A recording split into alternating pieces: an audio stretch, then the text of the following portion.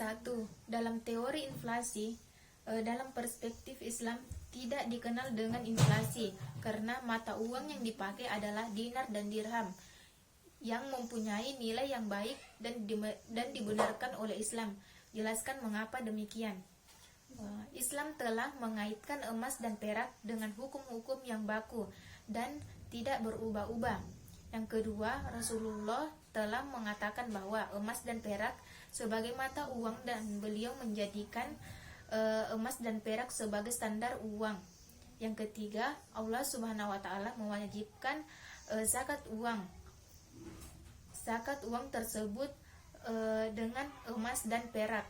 Yang keempat yaitu hukum-hukum tentang pertukaran mata uang yang terjadi dalam transaksi uang hanya dilakukan dengan emas dan perak, begitupun dengan transaksi lainnya hanya dinyatakan dengan emas dan perak. Nomor 2, terdapat berbagai macam jenis inflasi. Silakan adik-adik jelaskan menurut pemahaman terkait materi pada halaman 176 sampai 177. Yang pertama yaitu polisi Inducet, disebabkan oleh kebijakan ekspansi moneter yang juga bisa merefleksikan defisit anggaran yang berlebihan dan cara pembiayaannya. Yang kedua yaitu cost push inflation, disebabkan oleh kenaikan biaya yang bisa terjadi walaupun pada saat tingkat pengangguran tinggi dan tingkat pengangguran kapasitas produksi rendah. Yang ketiga yaitu demand pull inflation, disebabkan oleh permintaan agregat yang berlebihan dan mendorong kenaikan tingkat harga umum. Yang keempat, internal inflation. Ini cenderung disebabkan untuk berlanjut pada tingkat yang sama sampai terjadi ekonomi yang menyebabkan rendah. Nomor 3, Islam mendorong dan umatnya untuk bekerja dan memproduksi bahan, menjadikan sebagai sebuah kewajiban terhadap orang-orang yang mampu. Lebih dari itu, Allah memberi balasan yang setimpal. Lantunkan surah An-Nahl ayat 97 beserta artinya. Man amila salihan man zagariya'an aw anza wa huwa mu'minun fa anna yiyannahun hayatan tayyibah wa lanajziyannahum ma'ajahum bi ahsani ma kanu ya'malun. Artinya, barang siapa mengerjakan kebaikan baik laki-laki maupun perempuan dalam keadaan beriman, maka pasti akan kami berikan kepadanya kehidupan yang baik dan akan kami beri balasan dengan pahala yang lebih baik dari apa yang telah mereka kerjakan. Nomor 4, bagaimanakah kontrak kerja ijrah dan penetapan harga dalam perspektif Islam? Yang pertama yaitu tentang kontrak kerja ijrah.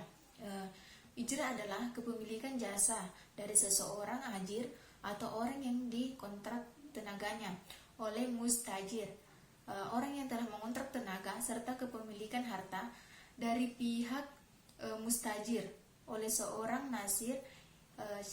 Syarat sah tidaknya transaksi ijrah tersebut adalah dengan adanya yang dikontrak harus jasa yang mengubah, bukan jasa yang diharamkan.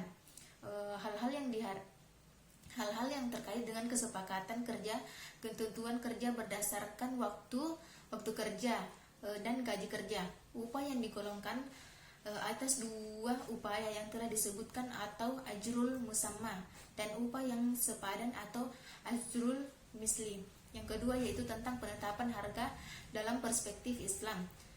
Distorsi harga ketika kaum Quraisy menetapkan blokade ekonomi terhadap umat Islam. Kenaikan harga